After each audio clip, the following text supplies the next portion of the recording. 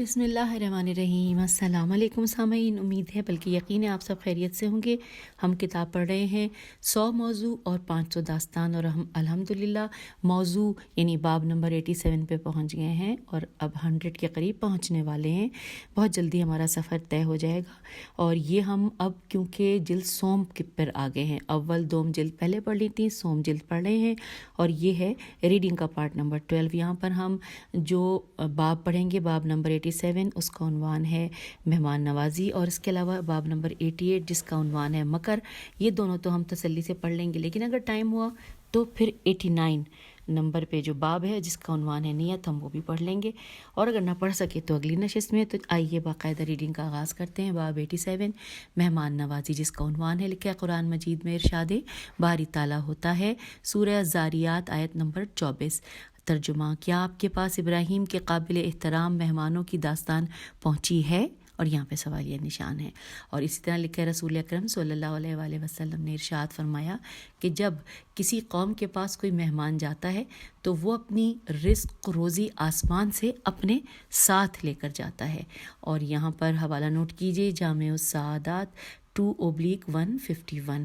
اور آئیے اب ہم اس کے اوپر ساتھ جو مختصر تشریح لکھی ہے وہ پڑھتے ہیں۔ لکھا ہے مہمان نوازی حق تعالیٰ کی صفت ہے، وہ تمام موجودات کو رزق فراہم کرتا ہے، چاہے کوئی کافر ہے، بت پرست ہے یا مومن ہے، سب اس کے دسترخوان پر رزق کھا رہے ہیں۔ انبیاء کرام مثلا حضرت ابراہیم، لوط، یعقوب اور ہمارے پیغمبر سب کے سب مہمان نواز تھے۔ مہمان خداوند تعالیٰ کی طرف سے ہدیہ ہے، اپنا رزق اپنے ساتھ لے کر آتا ہے اور اہل خانہ کے لیے بخشش کا سبب بنتا ہے، اور مہمان کے آنے کی وجہ سے اس گھر سے آفات دور ہوتی ہیں۔ قیامت کے دن کچھ لوگ ایسے بھی ہوں گے کہ ان کے چہرے چمک دمک رہے ہوں گے اور لوگ انہیں انبیاء تصور کریں گے۔ انہیں جواب ملے گا کہ یہ انبیاء نہیں ہیں، بلکہ یہ وہ مومن ہیں جو دنیا میں مہمان نواز تھے اور مہمانوں کا احترام کیا کرتے تھے، اور اللہ نے انہیں جنت میں جگہ دی ہے۔ حوالہ نوٹ کیجئے، علم اخلاق اسلامی 2/205۔ اور اب ہم داستان پڑھتے ہیں۔ اس موضوع کے اوپر 5 داستانیں۔ پہلی داستان، اس کا عنوان ہے مہمان کو روٹی کھلانا۔ لکھا ہے بیان کیا جاتا ہے کہ کرمان، کاف ر میم الف نون، کرمان میں ایک بادشاہ رہتا تھا کہ جو انتہائی کریم صفت انسان تھا۔ اس کا دستور یہ تھا کہ جو بھی مسافر باہر سے اس کے شہر میں آتا تو وہ 3 دن تک اس کی مہمان نوازی کیا کرتا تھا۔ پھر لکھا ہے ازل الدولہ ازدردونہ، میں زبان لڑکھڑا رہی ہے، میں ہجے کرتی ہوں، عین ضاد دال الف لام دال واو لام ہے۔ ازدردولہ دیلمی نے کرمان پر حملہ کیا، لیکن وہ کرمان شہر کو فتح نہ کر سکا۔ یہ جنگ کئی دنوں تک جاری رہی۔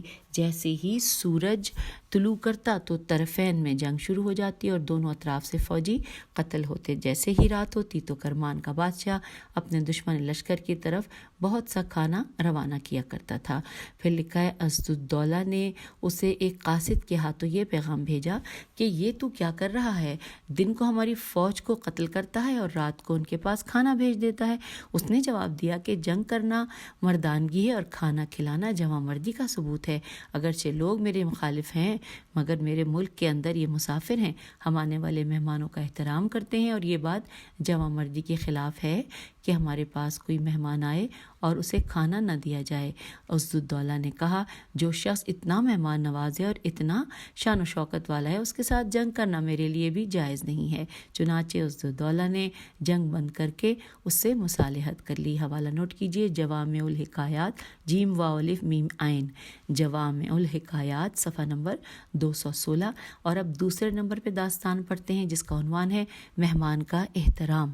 لکھا ہے حضرت عبداللہ ابن عباس رضی اللہ رسول خدا صلی اللہ علیہ وآلہ وسلم کے چچا زاد بھائی تھے، اور آپ رمضان المبارک میں اپنے ہمسایوں کے پاس ہر روز افطار کا سامان بھیجا کرتے تھے، اور جب کبھی سفر پر جاتے تو دوران سفر وہ اپنا دسترخوان بچھایا کرتے تھے، اور دور دراز سے لوگ آ کر آپ رضی اللہ کے دسترخوان سے کھانا کھاتے تھے۔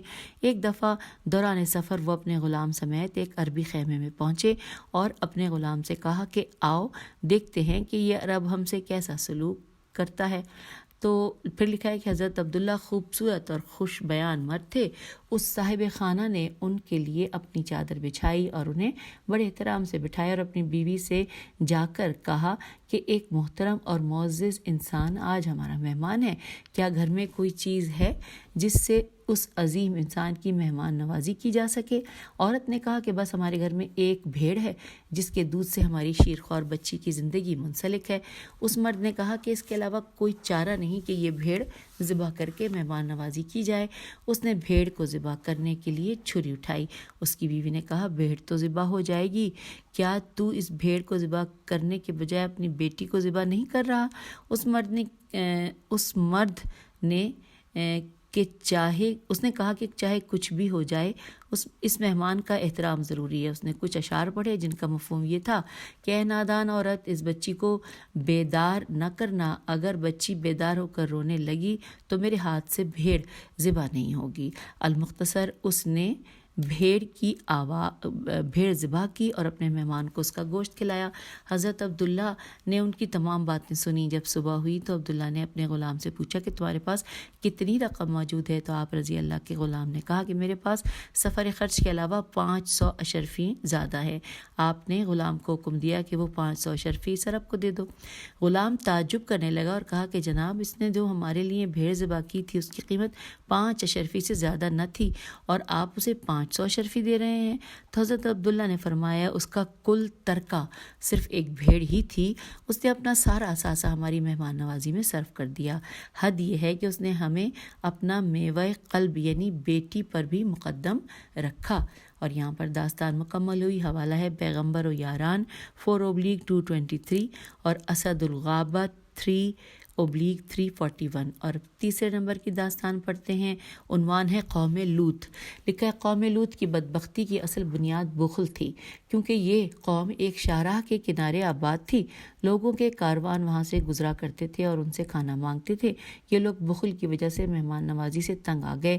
مہمانوں سے جان چھڑانے کے لیے ان بدبختوں نے لواتت لام و الف توتے کہ فعل قبیح کو رواج دیا. آہستہ آہستہ اس کی خبر تمام شہروں میں پہنچ گئی کہ قوم لوط مسافروں سے بدفعلی کرتی ہے. یہ سن کر مسافروں نے ان کے ہاں آنا چھوڑ دیا. اگرچہ اس عمل بد کی ابتدا انہوں نے مہمانوں سے جان چھڑانے کے لیے کی تھی، مگر اس کا منطقی نتیجہ یہ نکلا کہ انہوں نے عورتوں کی طرف سے منہ موڑ لیا. چنانچہ دور دراز سے خوبصورت لڑکوں کو پیسے دے کر اپنے شہر میں لایا کرتے تھے اور ان سے بدفعلی کیا کرتے تھے. لوط علیہ السلام کے خاندان کے علاوہ پورا شہر اس لعنت میں مبتلا تھا. آپ علیہ السلام سخی اور مہمان نواز تھے. آپ کی قوم آپ علیہ السلام کو مہمان نوازی سے منع کرتی تھی. آپ علیہ السلام نے مسلسل 30 سال اس بدکار قوم کو تبلیغ فرمائی، لیکن نتیجہ کچھ بھی برآمد نہ ہوا. جب کبھی لوط علیہ السلام کے ہاں کوئی مہمان آتا تو آپ علیہ السلام مہمان کو اپنی قوم سے مخفی رکھتے تاکہ مہمان کو رسوائی سے بچایا جا سکے. اللہ تعالیٰ نے اس بدکار قوم کو برباد کرنے کا ارادہ کیا تو جبرائیل امین علیہ السلام اپنے ساتھ چند فرشتوں کو لے کر خوبصورت لڑکوں کی شکل میں شام کے وقت لوط علیہ السلام کے پاس آئے. اس وقت آپ اپنے کھیت میں کام کر رہے تھے. فرشتوں نے ان سے درخواست کی کہ آج رات ہمیں اپنے پاس ٹھہرنے کی اجازت دے دیں، ہم آپ علیہ السلام کے مہمان ہیں. حضرت لوط علیہ السلام نے فرمایا بہتر ہے کہ تم یہاں سے کہیں دور چلے جاؤ. اس شہر کے لوگ انتہائی بدکار ہیں، مہمانوں کو رسوا کرتے ہیں اور ان کا مال بھی چھین لیتے ہیں.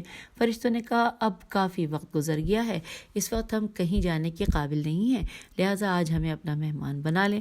حضرت لوط علیہ السلام کی بیوی بدسیرت اور پلید تھی. قوم لوط نے ایک دوسرے کو مہمانوں کی آمد سے مطلع کرنے کے لیے آگ جلانے کا اشارہ مقرر کیا ہوا تھا.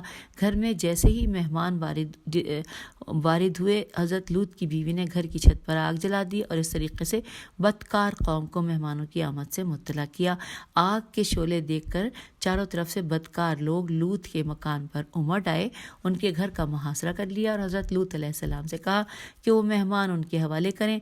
جناب لوط علیہ السلام نے فرمایا یہ میرے مہمان ہیں، مجھے رسوا نہ کرو. بدکار قوم نے کہا کہ ہم آپ کو پہلے ہی روک چکے تھے کہ آپ اپنے ہاں مہمان مت ٹھہرائیں. تو تو اس ممانعت کے باوجود آپ نے مہمان اپنے پاس کیوں ٹھہرائے؟ جب بدکار قوم کا شور غوغا زیادہ بڑھا اور کھڑکی توڑ کر لوط علیہ السلام کے گھر آنے لگے تو حضرت جبرائیل علیہ السلام نے اشارہ کیا، سب کے سب اندھے ہو گئے، آخرکار دیواروں کا سہارا لیتے لیتے اپنے گھروں کو روانہ ہو گئے۔ جبرائیل علیہ السلام نے حضرت لوط علیہ السلام سے کہا کہ آپ اپنے خاندان کو لے کر یہاں سے دور نکل جائیں، ہم صبح کے وقت اس شہر کو تباہ و برباد کر دیں گے۔ جناب لوط علیہ السلام خاندان کو لے کر چلے گئے۔ صبح ہوئی تو فرشتوں نے اس خطہ زمین کو الٹ دیا اور پھر آسمان سے ان پتھروں کی بارش ہوئی۔ عذاب کی آواز سن کر لوط کی بیوی نے پیچھے مڑ کر دیکھا تو ایک پتھر اسے آ لگا اور وہ وہیں ڈھیر ہو گئی۔ حوالہ نوٹ کیجئے، حوالہ ہے حیوت القلوب 1/152۔ اور چوتھے نمبر پہ اب ہم داستان پڑھنے جا رہے ہیں جس کا عنوان ہے مہمان نوازی کے لیے تکلف جائز نہیں۔ لکھا ہے امام علی رضا علیہ السلام نے اپنے آبائے طاہرین سے روایت کی ہے کہ ایک شخص نے امیر المومنین علیہ السلام کو کھانے کی دعوت دی تو آپ نے فرمایا کہ اگر مجھے تم 3 باتوں کی ضمانت دو تو میں تمہاری دعوت قبول کروں گا۔ اس نے دریافت کیا کہ امیر المومنین آپ کی کون سی 3 شرائط ہے؟ تو آپ علیہ السلام نے فرمایا کہ مجھ سے وعدہ کرو کہ میرے لیے گھر سے باہر کی کوئی چیز نہیں لاؤ گے، اور اگر گھر کی چیز مجھ سے نہ چھپاؤ گے اور اپنے خاندان کو بھی میری وجہ سے کم خوراک نہ دو گے۔ تو اس نے کہا کہ مولا آپ کی تینوں شرائط مجھے منظور ہیں۔ پھر آپ علیہ السلام نے اس کی دعوت قبول فرمائی۔ امام جعفر صادق علیہ السلام کا فرمان ہے کہ جب تمہارا بھائی تمہارے ہاں آ جائے تو گھر میں جو کچھ پکا ہوا ہے اس کے سامنے رکھو، اور اگر تم کسی کو دعوت دو تو پھر اس کے لیے تکلف کرو۔ اور یہاں پہ حوالہ ہے بامردم این گونا برخوردکینم صفحہ نمبر 206 اور فروع کافی 3/261۔ اور اب آئیے 5ویں اور آخری داستان اس ٹاپک پہ پڑھتے ہیں۔ عنوان ہے داستان کا امام حسن مجتبیٰ علیہ السلام کی مہمان نوازی۔ لکھا ہے سیاہ رنگت رکھنے والا ایک بدصورت شخص امام حسن مجتبیٰ علیہ السلام کے دسترخوان پر بیٹھا کھانا کھا رہا تھا اور ندیدوں کی طرح بڑی تیزی سے ہاتھ چلا رہا تھا۔ امام حسن مجتبیٰ علیہ السلام مہمان کو کھانا کھاتے دیکھ کر محظوظ ہو رہے تھے۔ آپ علیہ السلام نے فرمایا کہ اعرابی تم شادی شدہ ہو یا مجرد ہو؟ اس نے کہا کہ میں شادی شدہ ہوں۔ پھر انہوں نے کہا کہ تمہارے کتنے بچے ہیں؟ عرابی نے کہا میری 8 بیٹیاں ہیں، شکل و صورت کے لحاظ سے میں ان سے زیادہ حسین ہوں اور پیٹو ہونے کے اعتبار سے وہ مجھ سے کئی گنا پیٹو ہیں۔ امام حسن مجتبیٰ علیہ السلام نے یہ سن کر تبسم فرمایا اور اسے 10,000 درہم عطا فرما کر فرمایا کہ یہ تیری بیوی اور تیری بیٹیوں کا حصہ ہے۔ انورٹڈ کاما کلوز ہو گیا۔ حوالہ ہے لطائف الطوائف صفحہ نمبر 139۔ اور اب ہم باب نمبر 88 پر آ گئے ہیں کہ جس کا عنوان ہے مکر۔ آئیے مل کر پڑھتے ہیں۔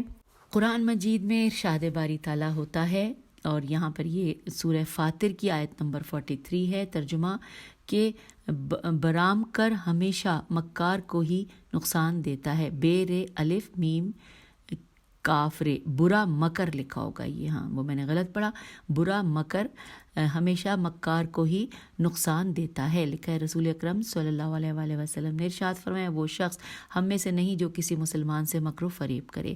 اور اس کا حوالہ ہے جامع السعادات 1/203۔ اب مختصر تشریح پڑھتے ہیں۔ لکھا ہے مکر کا شمار رذیل صفات میں ہوتا ہے، مگر بے ایمان افراد کا ایک مشہور ہتھیار ہے، وہ اس کے ذریعے سے اپنے ہدف کو حاصل کرنے کی کوشش کرتے ہیں۔ ایسے لوگ صحیح راستے کے لیے غور و فکر نہیں کرتے، وہ ہمیشہ مخفی راستے سے اپنے مقاصد حاصل کرنے کی کوشش کرتے ہیں۔ اپنے مقاصد کے حصول کے لیے وہ اذیت اور ہیلا گری سے کام لیتے ہیں۔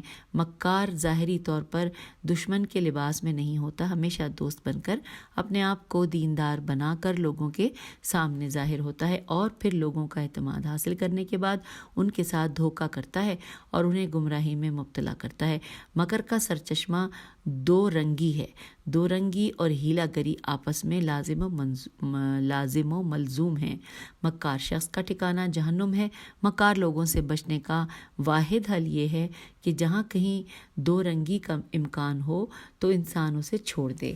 اور اب آئیے تشریح پڑھنے کے بعد ہم داستانیں پڑھتے ہیں۔ پہلی داستان عنوان ہے مکر کی بدترین مثال۔ لکھا ہے جنگ صفین میں حضرت مالک اشتر نے تمام نمایاں جنگ کی دوبارہ پڑھتے ہیں. جنگ صفین میں حضرت مالک اشتر نے نمایاں جنگ کی اور آخری دن جو کہ جمعے کا دن تھا قریب تھا کہ لشکر امیر المومنین علیہ السلام فتح کر لے. ایک منٹ دوبارہ پڑھتے ہیں. قریب تھا کہ لشکر امیر المومنین علیہ السلام فتح حاصل کر لے. معاویہ نے عمر و عاص عین الف صاد سے کہا کہ اب جو ہیلا و بہانہ تجھ سے ہو سکتا ہے اسے بروئے کار لا، کیونکہ ہم تباہ و برباد ہو گئے ہیں. اور اسے مصر کی حکومت اور گورنری کی خوشخبری سنائی. عمر و عاص نے جو کہ مکر و فریب کے خمیر سے گوندھا ہوا تھا لشکر کو پکار کر کہا اے لوگو جس کے پاس قرآن ہو وہ اسے نیزے پر بلند کرے. پس تقریباً 500 قرآن نیزوں پر بلند ہوئے اور معاویہ کے لشکر سے فریاد بلند ہوئی کہ کتاب خدا ہمارے اور تمہارے درمیان ہے. امیر المومنین علیہ السلام کے لشکر نے جب یہ مکاری دیکھی تو اس میں سے اکثر افراد اس فریب میں آ گئے اور صلح پر آمادہ ہو گئے.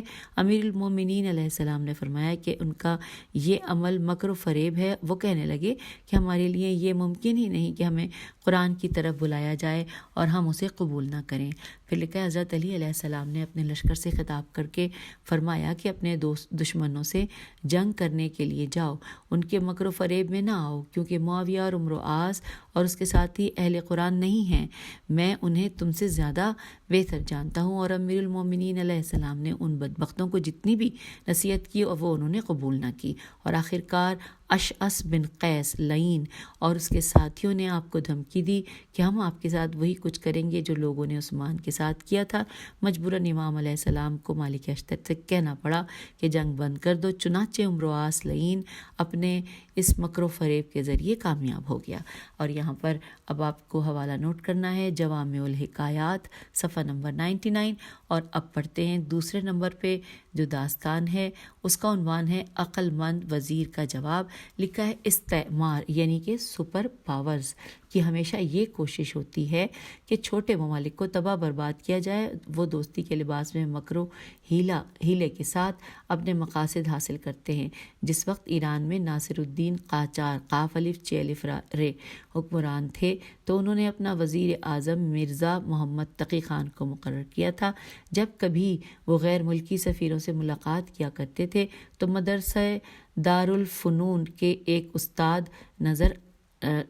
ان کا نام لکھا ہے انورٹڈ کاما میں نظر آغا کو ترجمان کی حیثیت کے ساتھ رکھتے تھے.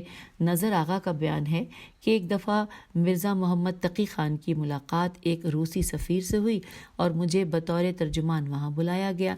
جب ہماری اس سفیر سے ملاقات ہوئی تو اس نے ایران کی سرحدوں جو کہ روس کے ساتھ ملحق ہیں ان کے بارے میں ناجائز تقاضے کیے. میں نے اس کی باتیں سن کر اس کا ترجمہ مرزا محمد تقی کو سنایا. جواب میں مرزا محمد تقی خان نے مجھ سے کہا کہ اس سفیر سے کہو کہ کبھی تم نے پنیر اور بینگن کھائے ہیں. میں نے یہ بات اس روسی سفیر کو بتائی تو اس نے کہا کہ نہیں. میں نے مرزا محمد تقی کو اس کے جواب سے آگاہ کیا تو مرزا تقی نے مجھ سے کہا کہ اسے کہو کہ میں نے گھر میں ایک نوکرانی رکھی ہوئی ہے جو پنیر اور بینگن بہت اچھے بناتی ہے. آج اتفاق سے یہ دونوں چیزیں میرے گھر میں بنی ہوئی ہیں، آپ وہ کھا کر جائیے گا. جب میں نے روسی سفیر کو یہ بتایا تو اس نے کہا کہ نہیں، بہت شکریہ، آپ مجھ سے سرحدوں کے متعلق گفتگو کریں. اس کے جواب میں مرزا محمد تقی خان نے پنیر، بینگن اور اپنی نوکرانی کے علاوہ کچھ نہ کہا. الغرض وہ روسی سفیر مایوس ہو کر اٹھا اور اپنے دفتر چلا گیا. یہاں پہ داستان مکمل ہوئی. حوالہ نوٹ کرنا ہے حکایات ہائی شنیدنی 2/172 اور داستان ہائی از زندگی امیر کبیر صفحہ نمبر 139. اور اب آئیے تیسرے نمبر پہ جو داستان ہے پڑھتے ہیں کہ جس کا عنوان ہے بسر بن ارطاق. بے پہ پیش ہے بے سین رے، پھر بن الف پہ بھی پیش ہے الف پہ رے توئے الف توئے، تو بسر بن ارطاط پڑھتے ہیں. لکھا ہے یسر بن ارطاط، یہاں پہ لکھا ہے یسر، وہاں پہ بسر تھا، اللہ جانے. یہاں نیچے لکھا ہے یہ اور وہاں اوپر بے کا نقطہ تھا ایک. اچھا، یہاں لکھا ہے یسر بن ارطاط امیر المومنین علی علیہ السلام کا بدترین دشمن اور معاویہ کی فوج کا سالار تھا۔ جنگ صفین کے دوران ایک دفعہ حضرت علی علیہ السلام نے معاویہ کو چیلنج کیا اور فرمایا کہ کب تک ایک دوسرے کو مرواتے رہو گے، میرے مقابلے میں آؤ، ہم میں سے جو مر جائے تو دوسرا حکومت سنبھال لے۔ معاویہ نے کہا کہ آپ نے اتنے اچھے شامی مارے ہیں، کیا وہ کم ہیں جو اب آپ مجھے مقابلے کے لیے بلا رہے ہیں؟ اس وقت معاویہ کے خوشامدی جنرل یسر بن ارتاد، اب میں اس کو یسر پڑھ رہی ہوں لیکن جس طرح یسر نہیں یسر ہے کیونکہ پیش ہے، یسر بن ارتاد نے ارادہ کیا کہ امام علی علیہ السلام سے جا کر جنگ کرے، اور اپنے آپ سے کہنے لگا کہ اگر میں نے علی علیہ السلام کو قتل کر دیا تو پورے عرب میں میری بہادری کا چرچا ہو جائے گا۔ اس کا ایک غلام تھا اور جس کا نام لاحق تھا، لام الف ہے قاف، لاحق تھا۔ اس نے اس سے مشورہ کیا تو لاحق نے کہا کہ اگر تجھے اپنے اندر اعتماد ہے تو جاؤ، ورنہ خیال کرنا علی بہت بڑا بہادر ہے، اگر تو اس کا مقابلہ کر سکتا ہے تو اس کے مقابلے میں جا، ورنہ یاد رکھنا شیر لکھا ہے، یاد رکھنا شیر بجو کو کھا جائے گا، علی کے نیزے سے موت ٹپکتی ہے اور علی کی تلوار تجھے قتل کرنے کے لیے کافی ہے۔ لکھا ہے بسر یعنی وہ یسر یا بسر نے دلیری دکھاتے ہوئے کہا کہ آخر انسان کو مرنا بھی تو ہے، چاہے کسی ہاتھوں قتل ہو کر مرے یا اپنی طبعی موت مرے۔ بہرنو وہ بدبخت مولا علیہ السلام کے مقابلے میں جنگ کرنے آیا، خاموشی سے آ کر امام علیہ السلام کے سامنے کھڑا ہو گیا۔ اس نے رجز نہ پڑھا تاکہ امام علیہ السلام اسے پہچان نہ سکیں۔ امام علیہ السلام نے اس پر زوردار حملہ کیا اور وہ گھوڑے سے نیچے گرا، اپنے پاؤں کو اوپر کیا جس کی وجہ سے وہ ننگا ہو گیا۔ امام علیہ السلام نے فوراً اپنا چہرہ اس سے ہٹا لیا اور بسر اپنی جگہ سے اٹھا اور بھاگ گیا، اور یوں بھاگا کہ اس کے سر سے جنگی ٹوپی تک بھی اتر گئی تھی۔ لکھا ہے جب معاویہ نے بسر کو دوڑتے ہوئے دیکھا تو ہنسنے لگا اور کہنے لگا کہ کوئی فرق نہیں، عمر و آس نے بھی ایسے ہی مکر کر کے اپنی جان چھڑائی تھی۔ تو یہاں پر یہ ساتھ ہی لکھا ہے آگے کہ ایک کوفی جوان نے آواز دے کر کہا کہ تم کو شرم نہیں آتی، اور عمر و آس نے جب تمہیں جان بچانے کے لیے ایک نیا ہیلا و مکر سکھا دیا، جب تمہیں محسوس ہوتا ہے کہ اب تمہاری جان کو خطرہ ہے تو ننگے ہو جاتے ہو۔ سامعین یہاں پہ مکمل ہو گئی داستان۔ اس کا حوالہ ہے داستان نہائی زندگانی علی علیہ السلام صفحہ نمبر 74، اور دوسرا حوالہ ہے بہار الانوار 8/479۔ اور اب آئیے آگے چلتے ہیں، یعنی چوتھے نمبر کی داستان جس کا عنوان ہے زرقا کا مکر۔ لکھا ہے جس وقت حضرت رسول اللہ صلی اللہ علیہ وآلہ وسلم حضرت آمنہ کے صدف عصمت میں آئے تو کاہنوں کی کہانت باطل ہو گئی۔ اس زمانے میں دو بہت بڑے کاہن رہتے تھے، ایک مرد تھا اور ایک عورت تھی۔ مرد کا نام ستی سین تو یہ ہے ستی، اور عورت کا نام زرقا تھا، اس کا وطن یمامہ تھا، یہ میم الف میم ہے، یمامہ تھا۔ ستی نے زرقا کو خط لکھا کہ معلوم ہوتا ہے کہ خدا کا آخری پیغمبر صلی اللہ علیہ وآلہ وسلم اپنی والدہ کے صدف عصمت میں آ چکا ہے، لہٰذا ہر ممکن کوشش کرو کہ یہ نور دنیا میں پھیلنے نہ پائے، قبل اس کی ولادت ہو جائے تو اسے اس کی والدہ کے سمیت قتل کر دیا جائے۔ پھر لکھا ہے کہ زرقا نے اپنی کہانت کے ذریعے معلوم کیا کہ خاتم المرسلین کا نور بی بی آمنہ کے صدف عصمت ہے۔ مکے میں ایک عورت رہتی تھی جس کا نام تکنا تھا، تے کاف نون الف، وہ عورتوں کے بال وغیرہ ٹھیک کیا کرتی تھی۔ زرقا اس کے پاس آئی، اس کے سامنے اپنی پریشانی کا اظہار کیا۔ مکے میں ایک بچہ پیدا ہوگا جو ہمارے بتوں کو ذلیل و رسوا کرے گا۔ زرقا نے دولت کی ایک تھیلی تکنا کے حوالے کی اور کہا کہ اگر تو اس تھیلی کی مالک بننا چاہتی ہے تو تجھے یہ ایک کام کرنا ہوگا۔ تکنا نے کہا کہ مجھے اس کے لیے کیا کام کرنا پڑے گا؟ زرقا نے کہا کہ تو عبد المطلب کے گھر جا اور آمنہ بنت وہب کے بال ٹھیک کرنا، اور اس دوران زہر آلود چھری اسے چبا دینا جس سے وہ خود بھی مر جائے گی اور اس کے شکم میں موجود بچہ بھی مر جائے گا۔ چنانچہ اس کام کے لیے ایک دن مقرر کیا گیا۔ دوسری طرف سے تمام بنی ہاشم کو زرقا نے دعوت دی۔ تمام بنی ہاشم اس کی دعوت میں مصروف ہو گئے اور تکنا اکیلی بیٹھ کر جناب آمنہ کے بال درست کرنے میں مصروف ہو گئی۔ اس نے اچانک زہر آلود خنجر اٹھایا اور چاہتی تھی کہ اس کی نوک آپ کے جسم میں چبھو دے، لیکن غیب سے ایک ہاتھ تکنا کے چہرے پر آ کر لگا اور وہ دور جا کر گر پڑی۔ وقتی طور پر وہ دیکھنے سے قاصر ہو گئی اور اس کی آنکھوں کا نور ہی ختم ہو گیا۔ حضرت بی بی آمنہ نے آواز بلند کی اور تمام بنی ہاشم کی عورتیں بی بی کے گرد جمع ہو گئیں. انہوں نے بی بی سے اس واقعے کے متعلق پوچھا تو بی بی نے اس عورت کی خیانت کا ذکر کیا. جب تختہ سے پوچھا گیا کہ تم نے یہ سب کچھ کیوں کیا تو اس نے کہا مجھے زرقہ نے لالچ دی اور آپ نے بدلہ لینا ہے تو زرقہ سے لے. تختہ تو اس وقت واصل جہنم ہوئی اور زرقہ بڑی مشکل سے مکے سے نکل کر اپنے اصل وطن یمامہ پہنچی. خدا نے ان کے مکر کو ناکام بنایا جس کی وجہ سے وہ حضرت آمنہ اور اس کے صدف عصمت میں پرورش پانے والے بچے کو نقصان نہ پہنچا سکی. اس کا حوالہ ہے خزینۃ الجواہری صفحہ نمبر 548. اور اب ہم 5ویں نمبر کے آخری داستان پڑھنے جا رہے ہیں کہ جس کا عنوان ہے امرو آس عین الف صاد. لکھا ہے امرو آس انتہائی ذہین اور سیاستدان شخص تھا. وہ اپنے زمانے کا انتہائی مکار اور ہیلہ باز انسان تھا. جب حضرت جعفر طیار مسلمانوں کے ایک گروہ کو لے کر حبشہ کی طرف گئے تو یہ بھی ان کے تعاقب میں حبشہ گیا اور اس نے نجاشی سے کہا کہ میں نے ایک شخص کو دیکھا ہے جو ابھی دربار سے باہر نکلا ہے. وہ دشمن کا نمائندہ ہے.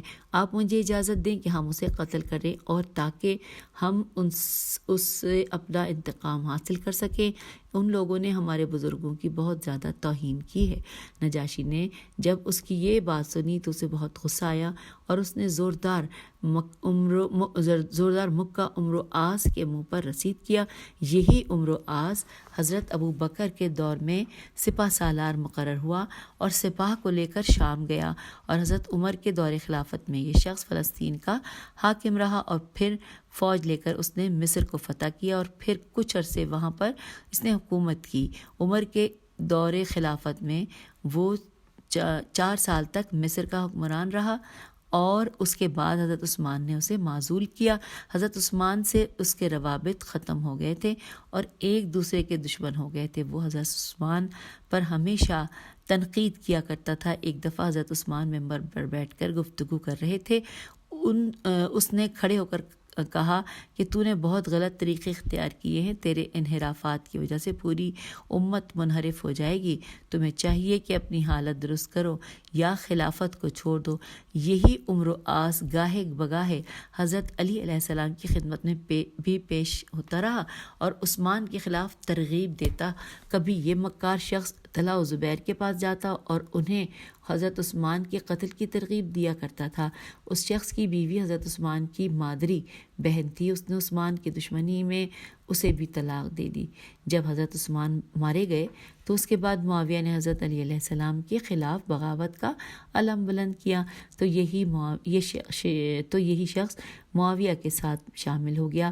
جب جنگ صفین ہوئی تو اسی مکار کے مشورے کے تحت معاویہ کے لشکر نے 500 قرآن نیزوں پر اٹھائے تھے اور اسی مکار شخص کی وجہ سے معاویہ نے نماز جمعہ بدھ کے دن پڑھائی اور پورے شام میں کدو کو گوسفند کی طرح ذبح کرنے کا حکم دیا تھا.